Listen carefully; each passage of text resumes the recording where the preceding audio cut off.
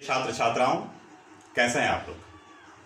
आज आपके लिए चंद्रधर शर्मा गुलेरी जी की प्रसिद्ध या यूं कह ले अमर कथा उसने कहा था लेकर मैं आपके पास यहाँ आया हुआ हूँ। बिहार बोर्ड के कक्षा 12 के जो विद्यार्थी हैं उनके लिए ये दूसरा अध्याय है। उसने कहा था ये जो कथा है ये कथा है प्रेम की, ये कथा है देशभक्ति की, ये कथा है कर्तव्य परायणता की और ये कथा है त्याग की। किसके प्रेम की, किसके देशभक्ति की? तो ये कथा है लहना सिंह, जो इसका मुख्य पात्र है वो है लहना सिंह। ये कथा लहना सिंह के प्रेम की कथा है, ये कथा लहना सिंह के देशभक्ति के जज्बे की कथा है, ये कथा है लहना सिंह के त्याग की और लहना सिंह के कर्तव्य परायणता की। चंद्रधर शर्मा गुलेरी जी ने मात्र 3 ही कहानियां लिखी हैं, लेकिन इन 3 कहानियों ने उन्हें श्रेष्ठ कहानियोंकार की श्रेणी में लाकर रख दिया है। और इन 3 कहानियों में उनकी जो सबसे प्रसिद्ध, सबसे लोकप्रिय कहानी रही थी वो रही थी उसने कहा था। ये जो कहानी है इसकी शुरुआत लेखक ने की है इक्के वालों के वर्णन से। इक्के गाड़ी चलाने वाले जो लोग होते हैं उनसे इस कहानी की शुरुआत की गई है। बड़े शहरों के इक्के वाले और अमृतसर के बम्बू काट के जो इक्के वाले हैं उन लोगों में अंतर देते हुए, उनकी भाषा में अंतर देते हुए जो है इस कहानी को आगे बढ़ाया गया है, ताकि एक जो है स्थानीयपन का भाव जो है वो कहानी में आ सके। और कहानी आगे बढ़ती है एक 12 साल के बच्चे, नाम मैं पहले जिक्र कर चुका हूं, जी हां, लहना सिंह। 12 साल का वो लड़का है जो घी लेने के लिए राशन की दुकान पर आया हुआ है और एक 8 साल की बच्ची है वो अपने रसोई के लिए बड़ी लेने के लिए राशन की दुकान पर आई हुई है। इसी राशन के दुकान पर इन दोनों की मुलाकात होती है, एक दूसरे का परिचय लेते हैं और जाते जाते लहना सिंह उससे पूछ बैठते हैं कि क्या तुम्हारी सगाई हो चुकी है। और वो जो लड़की है वो सिर्फ शर्माते हुए मुस्कुराते हुए कहती है धत। अब एक तरह से समझिए ये रोज की कहानी हो जाती है। जब भी ये लड़का और ये लड़की आपस में कहीं मिलते हैं, अक्सर कहीं ना कहीं मिल ही जाते हैं, चाहे वो सब्जी की दुकान हो, चाहे वो दूध वाले के यहाँ हो। 2 या 3 दिन में इनकी मुलाकात हो जाती है और बार बार लहना सिंह उस बच्ची से यही पूछता है क्या तुम्हारी सगाई हो चुकी है, और वो लड़की कहती है धत। ये सगाई के बारे में पूछना और लड़की का धत कहना, ये लगभग 1 महीने तक ये सिलसिला चलता रहा। और 1 महीने के बाद एक दिन इसी तरह फिर से उस लड़के ने इस लड़की से कहा कि क्या तुम्हारी सगाई हो गई है। और इस बार आशा के विपरीत एक जवाब आया उस लड़की का, हाँ मेरी सगाई हो चुकी है। क्या तुम्हें रेशम से जड़े मेरी ये ओढ़नी नहीं दिखाई दे रही है। ये जो शब्द थे, इतना कहकर लड़की तो चली गई, लेकिन ये जो शब्द थे ये उस बच्चे के मर्म को भेद सह गए। और वो लड़का जो है वो अपने मतलब यूं कह सकते हैं कि मानसिक रूप से कुछ बावला सा पल भर के लिए हो गया। वो चलते चलते कभी किसी से टकरा जा रहा है, कभी जो है वो किसी को धक्का दे रहा है, कभी कहीं दूध गिरा दे रहा है। और स्थिति ऐसी आ गई कि लोग उसे संभल कर चलने के लिए कहने लगे, अंधे की उपाधि तक उसको मिल गई। खैर समय गुजरता चला गया। ये जो घटना थी उस घटना को आज पूरे 25 साल बीत चुके हैं। अब कुछ और ही परिस्थितियां। 25 साल के बाद आज लहना सिंह 77वीं बटालियन में जमादार के पद पर है। चिट्ठियां आई हैं, प्रथम विश्व युद्ध चल रहा है और युद्ध में बुलावे की चिट्ठी। यहां उसी के गांव के पास में, लहना सिंह के गांव के पास में ही सूबेदार हजारा सिंह भी हैं, उनके पास भी चिट्ठियां आई हुई है। बोधा सिंह, हजारा सिंह का पुत्र जो 1 साल पहले अभी मिलिट्री में भर्ती हुआ है, वह भी युद्ध में जाने के लिए तैयार है। लैला सिंह हजारा सिंह के यहाँ मिलने के लिए जाता है और सूबेदार साहब हजारा सिंह को जो हैं वो लहना सिंह को कहते हैं कि सूबेदारनी तुमसे मिलना चाहती है। लहना सिंह सूबेदारनी अर्थात हजारा सिंह की पत्नी से मिलने के लिए आते हैं और सूबेदारनी जो है वो कहती है मैं तो तुम्हें देखते ही पहचान गई थी, और फिर जो पुरानी कहानी थी वो बताना उसने शुरू किया कि किस तरह से एक बार तुमने इक्के गाड़ी के नीचे आने से मुझे बचाया था। ये दरअसल सूबेदारनी वही लड़की थी जिससे कि बचपन में लहना सिंह उसे स्मृति आई उस बचपन के प्रेम की, जब उससे पूछा करता था कि क्या तुम्हारी सगाई हो गई है, और जवाब में मिला करता था उत्तर धत। बातचीत जब आगे बढ़ी तो सूबेदारनी ने कहा कि आज मैं तुमसे एक वचन लेना चाहती हूँ कि बचपन में जिस तरह तुमने मेरी रक्षा की थी, ठीक उसी तरह युद्ध में तुम मेरे पति और मेरे बेटे की भी रक्षा करोगे, क्योंकि 4 पुत्र मैंने पहले ही युद्ध में खो दिए हैं।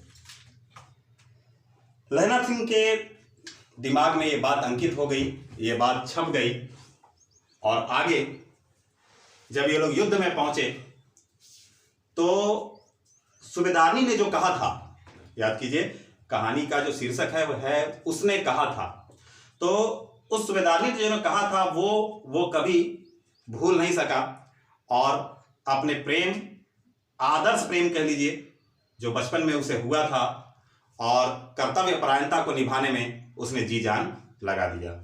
वो भरदम भरसक प्रयास करता था कि ज़्यादा से ज़्यादा आराम उस बच्चे को मिल सके जो अभी मिलिट्री में भर्ती हुआ था, और साथ ही साथ हजारा सिंह का भी ख्याल रखता था। वो लैला सिंह की बस अब एक ही प्राथमिकता थी कि जो उसने वचन दिया है उस वचन को निभाना है। ठंड बहुत थी और खाई नुमा जगह बनाकर ये लोग लड़ाई कर रहे थे। बोधा सिंह को आराम देने के लिए अपना कंबल और अपनी जर्सी तक, जो मोटा जर्सी होता है वो तक जो है लहना सिंह ने उसे दे दिया था। और अचानक सामना कहिए, मतलब अंधकार का सा समय है, और लप्टन सिंह नजर आते हैं। चेहरा साफ दिख नहीं रहा है, और लप्टन सिंह जो है वो इन टुकड़ी को, जो वहां पर खाइयों में छुपकर जो लड़ाई कर रहे हैं, मार्च करने का आदेश देते हैं। कुछ लोग निकल भी जाते हैं, और लेकिन जिस तरह से वो बात करता है, लहना सिंह को लप्टन सिंह पर थोड़ा सा शक हो उठता है। उसे लगता है कि उसके अधिकारी के रूप में कोई और उसकी वर्दी पहनकर आया हुआ है। वह उसे जानने की कोशिश करता है, और इस क्रम में वो बातचीत शुरू करता है, और बातचीत के दरमियान अब उसे पूरा यकीन हो जाता है कि ये जो सामने वाला व्यक्ति है वो उनका अधिकारी नहीं है, उनका ऑफिसर नहीं है, बल्कि जर्मनी का ही कोई ऑफिसर है, जो कि लप्टन सिंह के वेश में यहाँ पर आया। लप्टन के वेश में आया हुआ ये जो अधिकारी था वो सिगरेट निकालकर लहना सिंह के आगे बढ़ाता है। लहना सिंह दिया सलाई लाने के बहाने अंदर चला जाता है। अंदर जाकर वो बताता है जो कुछ लोग वहाँ बचे हुए थे कि पीछे से जाओ, और अभी ज़्यादा दूर निकले नहीं होंगे हमारे सिपाही, उनको वापस लेकर आओ, क्योंकि यहाँ जो व्यक्ति है वो दरअसल हमारा अधिकारी नहीं, हमारा ऑफिसर नहीं, बल्कि जर्मनी का ही अधिकारी है जो वेश बदलकर यहाँ पर आया हुआ है। निश्चित रूप से हो सकता है कि हमारा जो अफसर है वो या तो मारा गया है या उनके कब्जे में है। ऐसे जाओ कि बिल्कुल भी शोर ना हो, मैं यहाँ चीज़ों को संभालता हूँ। लैला सिंह जो है वो बाहर आया और उसने चुपके से देखा कि किस तरह से ये जो जर्मन अधिकारी था वो क्या कर रहा था कि छोटे छोटे गोले निकालकर उसको इस तरह से रख रहा था कि पूरी खाई जहां ये लोग छिपकर लड़ रहे थे उसको उड़ाया जा सके। खैर, जब वो ये काम कर ही रहा था तभी अपने बंदूक से लैला सिंह ने अधिकारी पर, उस जर्मन अधिकारी पर, उस जर्मन ऑफिसर पर प्रहार किया और वो ऑफिसर बेहोश हो गया। उसके जेब से उसने कुछ जो जरूरी चीज़ें थी उन जरूरी चीज़ों को उसने निकाला और देखा। अब तो ये निश्चित तय था कि यह उसका अधिकारी, उसका ऑफिसर नहीं था। जब होश में आया वो जर्मन अधिकारी तो लप्टन सिंह ने उससे कहा कि भाई, आज मुझे पता चला कि सिख लोग भी जो है वो सिगरेट पीते हैं और भी बहुत तरह की बातें जो कि वहां पर इस बात का प्रमाण था कि उसने उसे पहचान लिया है। ये सारी बात लैला सिंह ने उससे कही। जल्दबाजी में जब वो उसके कपड़ों की तलाशी ले रहा था तो उसके जो पतलून थी उसकी जेब में की तलाशी लेना वो भूल गया था और उसमें एक छोटा सा जो है वो बंदूक रखा हुआ था और जानबूझकर उस जर्मन ऑफिसर ने अपना हाथ अपनी जेब में दिया, ऐसे जैसे कि ठंड से वो कपकपा रहा हो, और उसने जो है वो जेब से बंदूक निकाली और लैला सिंह पर दे मारा। इस बीच लैला सिंह ने भी अपने बंदूक से उस जर्मन अधिकारी, उस जर्मन ऑफिसर को छलनी कर दिया। वो जर्मन ऑफिसर वहीं गिर पड़ा, लेकिन तब तक जर्मन के और फौज की एक टुकड़ी ने जो है वो वहां आक्रमण कर दिया और अब ये 7-8 लोग उस बड़ी संख्या के फौजियों से, जर्मनी फौजियों से जो है वो उसका सामना कर रहे थे। वहां मुठभेड़ चल रहा था और इसी बीच हजारा सिंह भी जो है वो वापस आ चुका था।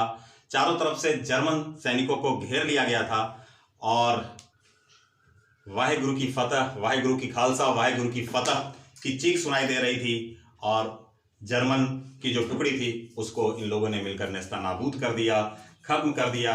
इस बीच में लैला सिंह को और भी एक गोली लगी थी, लेकिन उसने स्वयं की परवाह नहीं की और हजारा सिंह और उसका जो पुत्र था बोधा सिंह, उसको पहले अस्पताल पहुंचाने की कोशिश उसने की, क्योंकि जब गोलियों की आवाज़ चलने लगी थी तो जो पास का और जो दूसरा जो वहाँ पर कैंप था वहाँ से डॉक्टर, चिकित्सक ये सब भेज दिए गए थे, लेकिन अपने दर्द को छुपाकर किसी को समझ में नहीं आ सका कि दूसरे बार में जो घाव लगा था लैला सिंह को वो प्राण घातक हो सकता है। लेकिन लैला सिंह ने अपनी चिंता ना करते हुए इन दोनों को पहले सुरक्षित किया और बाद में खबर आई कि लैला सिंह जो है वो इस दुनिया में नहीं रहा था, उस युद्ध में शहीद हो गया था। तो इस तरह से ये कहानी जो है, ये कहानी एक निस्वार्थ प्रेम की है, ये कहानी जो है वो त्याग की कहानी है, ये कहानी कर्तव्य निष्ठा की कहानी है और ये कहानी देशभक्ति की कहानी है। मूल रूप से सबका जो सार है, ये कहानी एक आदर्श प्रेम कथा है। धन्यवाद।